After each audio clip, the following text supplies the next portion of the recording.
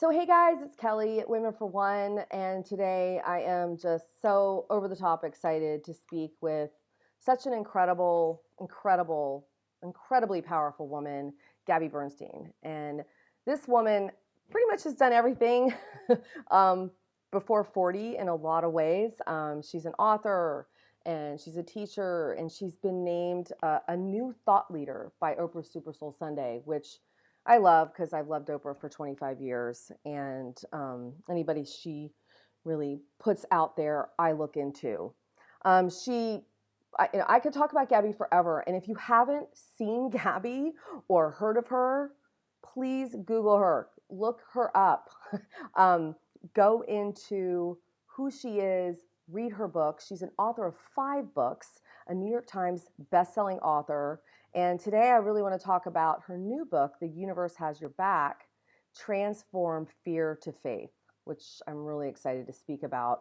But first, I want to just talk a little bit about how I got to know Gabby before we bring her on. I actually, her book was given to me by a friend, Spirit Junkie, and I was intrigued. Just love that term. And it's a memoir of her life up to that point. And I was sitting in Bali on the Indian Ocean reading Spirit Junkie. And every time I see Gabby's face now, which is absolutely gorgeous inside and out, I think of the Indian Ocean in Bali and the revelations that I had when I was reading her memoir. So I wanted to introduce you, Gabby, to our community, and I want to thank you so much for being here. Thank you for having me. That was such a nice intro. I'm so glad that I remind you of Bali. That's so nice. I really appreciate you being here. So, Yeah.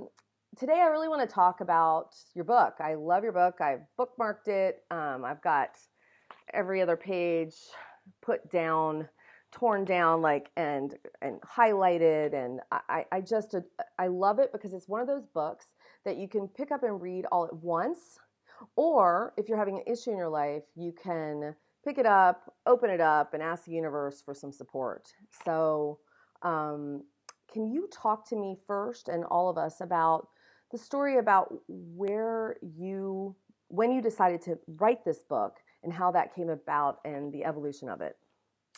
Yeah, in the beginning of the book, I talk about how around the time that I was writing the book, I had a meltdown on a yoga mat and realized and learned that this was my resistance to love. That this sort of physical and emotional meltdown I was having was really just my resistance to my connection to the universe.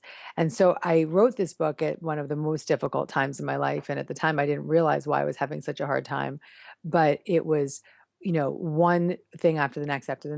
And I was continuously challenged with the content that I was writing about. I was challenged to have to witness my discomfort and come back with a solution. So had to keep writing and writing and writing. And in the process of writing, I found a lot of healing and a lot of almost resurrection in my mind and my thinking, because I put myself through the processes and the practices and the meditations and the prayers all throughout the book as a result of writing them for the reader, but at the same time, really writing it for myself. So I like to share that because I think that when you write a book, when you're going through what you need to be, what you're writing about, it's like almost when you write it because you need it. Hmm. There's something very authentic that comes through, and I think that a lot of my readers are beginning to feel that and have shared that with me since the launch of the book.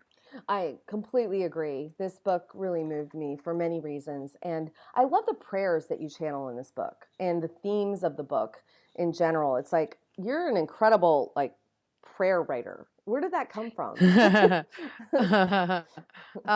It's funny that you say that because I have been joking lately, but maybe it's not a joke, that I kind of, love this sort of new title of prayer giver. And I've been, I don't know, I really let myself channel what comes through, and all of the words in that book have been channeled. And it's been a beautiful opportunity to just step back and allow. And that process of really allowing and letting spirit write through me was not only a gift of writing this book, but it's also a message and a lesson in the book, which is really being an instrument for love and learning how to be a vessel to let that message come through you. Mm, I love that. The the word surrender in this book is huge for me because I'm 48 years old. when I was 19, I wrote to my my guru at that time, asking her, what does the word surrender mean? Because I feel like I've been a seeker like you my whole life. And I just love that you said unlearning fear and remembering love. That's what surrender is to you, unlearning fear and remembering love. So, how do you get out of your own way, and how do you teach us in this book with the tools and the prayers and the practices to do that? So there's actually a chapter in the book. First of all, the entire book is about unlearning that fear and remembering love, and that's pretty much the core through line of all of the books that I write and the lessons that I write and the talks that I give. And through the journey of going through these practices, what happens is that we start to lean into a new way of perceiving the world. And being on a spiritual path really simply is just being on the journey of unlearning the fear that we chose to believe in and remembering the love that we are. And that's what every single lesson in this book embodies. And the lessons in the book are really just aligned to help you and the reader just to surrender into these practices even more and more, so that the practice of leaning towards love becomes second nature. And even in the midst of uncomfortable situations or obstacles, you can choose to find the serenity. Oh, that's great. So, with this book, I know you have spoken about this in your masterclass that you've put out there. You've talked about the trauma that you've uncovered by writing this book for yourself, and for your community as well. And I just want you to know that was huge for me. The Spirit Junkie class on healing trauma really hit my heart because I am an incest survivor of my father sexually abusing me when I was 4. Mm-hmm. Did not Mm-hmm. remember till I was 33, had many Mm-hmm. clues. Mm-hmm. He had died when I was 17, so I had to figure it out on my own. And I Mm-hmm. remember the moment that I remembered. I look back, it was 14 years ago. And I'm still healing that, Gabby. Oh God, don't tell me that. Sorry. It's a journey, right? I mean, and I love how you dive in and say, I'm diving in, like I am healing this trauma. So could we talk about, how we're connected that way? Can you talk about your trauma that you discovered? Yeah, I mean it's a similar story of just remembering in a doctor's office and in a therapy session, and it's the most terrifying moment of your life. But it was a month after, no, weeks after I submitted the book. And so then I had to go through this process of editing the book in the midst of this remembrance. And the interesting thing that happened for me was that the only thing I had to do in that 2 month period was edit the book. And as God would have it, I didn't have any travel, I didn't have anywhere to go. And it was very, very big blessing. And through the journey of rereading the book and editing the book, I was on this beautiful path of healing myself and remembering what was real to me. So once again, the book was healing me. And so it was an interesting opportunity to apply the principles on the most deep level, and also to understand, like you said, just sort of all the reasons that I had disconnected, and all the signs, right? I had been Mm-hmm. I've been sober for 11 years, so I was, why did I become a drug addict? Why was I a workaholic? Why was I, because addiction stems from trauma, and what are we running from? And there comes a place when we feel safe enough to slow down enough to remember. And in that remembrance, we are terrified, but we also have an opportunity to go much deeper in our life and in our spiritual practice. Mm-hmm. And so when you say that it's still 14 years now and you're still, that makes me nervous. Well, I'm healing many layers, and just your sharing and your powerful sharing. You're such an incredible orator. Like when you get up and speak, and you channel so purely. When you said, I have the gratitude for finally knowing, like finally getting real, like owning your story and owning what you wrote. You said this, owning what it means to truly expose my wounds, and knowing I was not crazy, but that I was traumatized. I literally cried in my bed for 20 minutes after you said that, Gabby, Yeah. Yeah. because I think people just saying it, and Women for One, just so you know, is about sharing your story. We have women from over 50 countries, over 500 women and men that have shared their stories courageously so that they can release it and understand it from a higher consciousness, which you talk about in all your books, right? Get some consciousness on why this story has happened.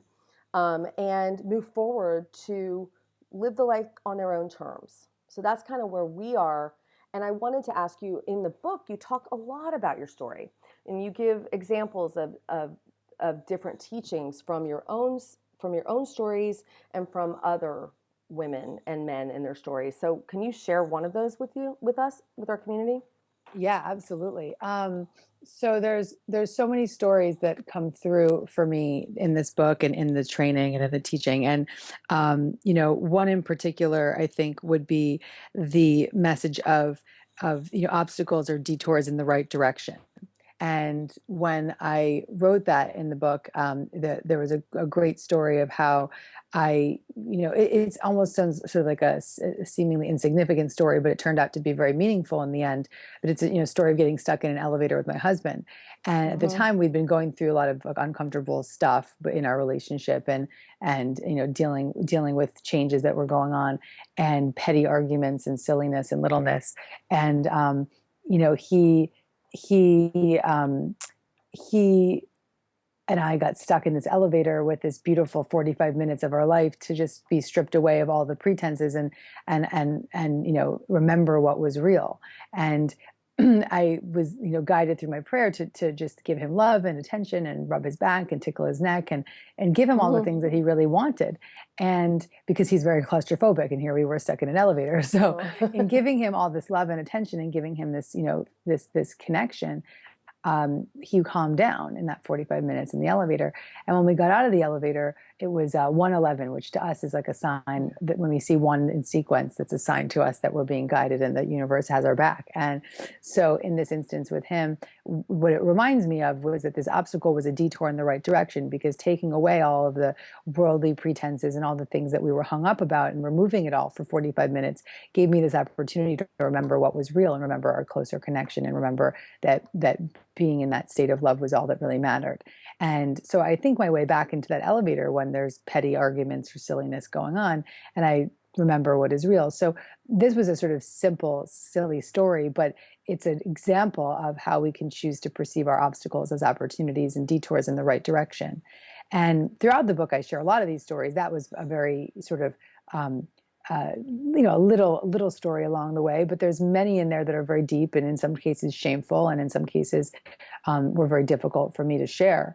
And so that was just one example of the stories that we have to offer. But I feel that through those stories, people can recognize themselves, Mm-hmm. and that's where healing can also begin, regardless of the lessons or the exercises or the prayers. Isn't that true? And I love the story about your husband, because it made you so relatable, because my husband bugs the shit out of me sometimes, and I adore him, and he's my partner for life, right? But then Right. there was that other story about the woman at the party that bugged you, and I thought, oh my God, thank you for being honest, because that happens to me. I'm sitting there, and someone just bugs me. It just irritates me. And I think one of the greatest things we could do is go into self-reflection and realize that's a reflection of our own judgment.